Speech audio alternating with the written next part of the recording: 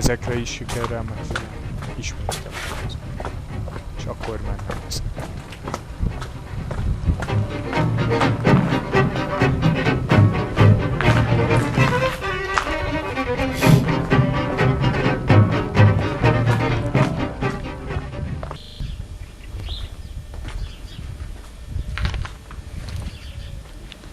Üdvözletem!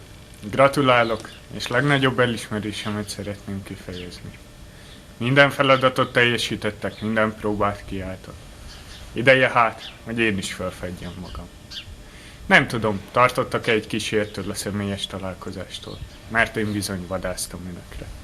Igen, vadásztam, ám bár közel sem rossz szándékkal. Be kell valljam, hogy nem sok közöm van sem az olasz, sem a magyar alvilághoz.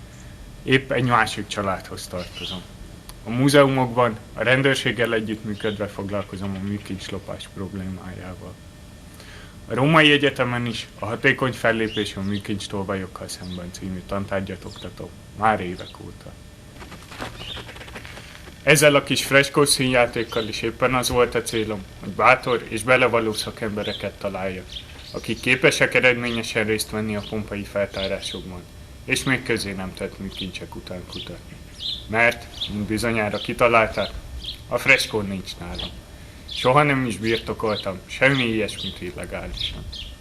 A műtárgy Pompeiben a még feltárás alatt álló épületek egyikében van. De önök képesek rá, hogy megtalálják. És most munkára. Keressék meg a freskót, és küldjék el nekem. Ki fogom állítani valamelyik múzeumban, amelyikkel kapcsolatban állok. És a freskó alá helyezett feliraton az önök neve is szerepelni fog. Jó munkát, és várom a freskót. Arrivederci, a viszontlátás!